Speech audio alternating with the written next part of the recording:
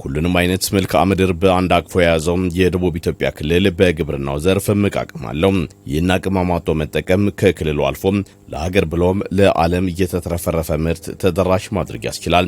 ክልሉ ለየትኛውም አይነት የአየር ክስተት የማይበገር የግብርና ስርዓትን በመከተልም ምርታማ ለመሆን እየተጋም ነው።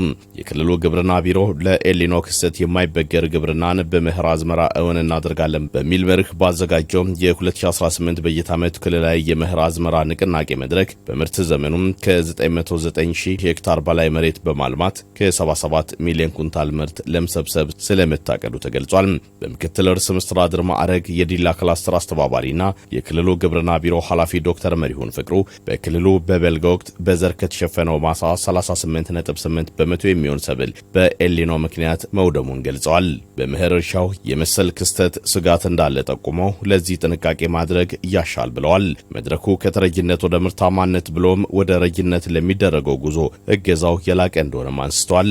የመኸር ወቅት ስራችን ከባለፈው በባሰ ሁኔታ በአየር ንብረት ለውጥ ችግር ውስጥ ሊገባ እንደሚችል ሳይንስ ሜትሮሎጂ አመላክቶ ባሳየን ጊዜ ከመሆኑ ጋር ተያይዞ ይህንን መኸር መሻገር ህዝባችንን ከአደገኛው ድልድይ አሻግሮ ማሳለፍ ከመሆኑ ጋር ተያይዞ በዚህ ተግባር ላይ እንዴት መስራት አለብን፣ እንዴትስ መትጋት አለብን ብለን ወደምንመክርበት የንቅናቄ መድረክ መምጣታችን አንዱ ልዩ የሚያደርገው ምክንያት ይሄ ነው። በሁለተኛ ደረጃ ከተረጅነት ወደ ረጅነት ወይም ከተረጅነት ወደ ምርታማነት ብለን በሀገር ደረጃ በክቡር ጠቅላይ ሚኒስትራችን ታውጆ እየተተገበረ ያለ ቁልፍ ተግባር አለ።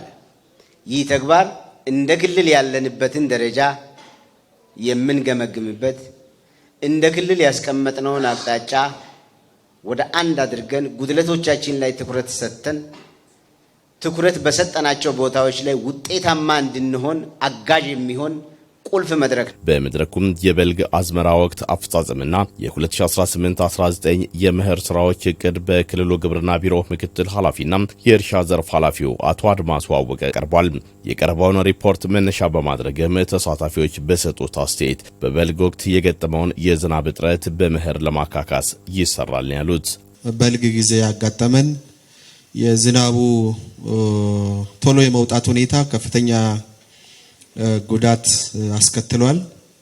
ይሄንን ቢያንስ በዚህኛው በመኸር የምናካክሰው ተግባር ነው። ተግባሩንም ለመምራት በዚህ ሰዓት የተደረገው ንቅናቄ እጅግ በጣም አስፈላጊና ትኩረት ሰጥተን በእቅድ መመራት አለበት። በአንዳንድ አካባቢዎች በተለይ እንደ ዞናችን ዝናብ ቀድሞ የሚዘንብባቸው አካባቢዎች ላይ የተዘሩ እህሎች የተሻለ ምርት ያገኘንበትና ግን ሌትሊ ዝናብ ደግሞ የሚደርስባቸው አካባቢዎች ላይ የተዘሩ ነገሮች ላይ ደግሞ ከፍተኛ ጉዳት የደረሰበት በመሆኑ ይሄን በሚያካክስ መንገድ አሁን ለመኸር ዝግጅት አድርገን ወደ ስራ የገባንበት ሁኔታ ነው ያለው።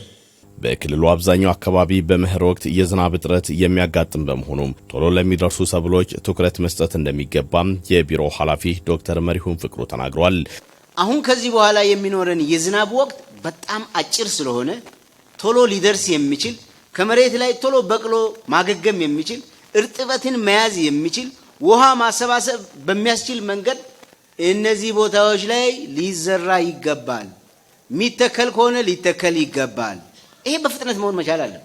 በበልግ ወቅት በዝናብ እጥረት ሳቢያ ምርት የተበላሸውን ማሳዎችም ለመኸር አዝመራ ፈጥኖ ዝግጁ ማድረግ ያሻል። ማሳው ይነሳ፣ ለመኸር ይዘጋጅ። በ2-3 ቀን ውስጥ እርጥበት ባለ ቦታ ላይ በሚመጥን በፍጥነት መድረስ የሚችል ሰብል ማሽላም ይሁን ቦሎቄም ይሁን ከዚህ በፊት ቆላማ አካባቢዎች ላይ እርግብ አተር የምትዘሩ አካባቢዎች ላይ መኸር ላይ እርግብ አተር አይዘራም ትላል። መኸር ላይ እርግብ አተር ከዚህ በፊት የማይዘራበት ዋናው ምክንያት ከፍተኛ የዝናብ መጠን ስላለ እርግብ አተር ከፍተኛ ዝናብ ባለበት ቦታ ላይ በቅላ ወደ ላይ መውጣት ስለማትችል ነው።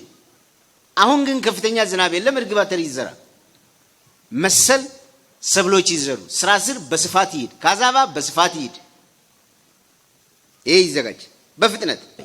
ከዚህ ከኤልኒኖ ጋር ሌላው ከላይቭ ስቶክ አካባቢ ላይ የምንሰራቸው ደቡብ ኦሞ ላይ ሌሎች ዞኖች ላይ በአጠቃላይ ዲስቶኪንግ መሰራት መቻል አለበት። ላይቭ ስቶክ ዲስቶኪንግ የሚያስፈልገው ከፍተኛ የመኖ እጥረት ያጋጥመናል።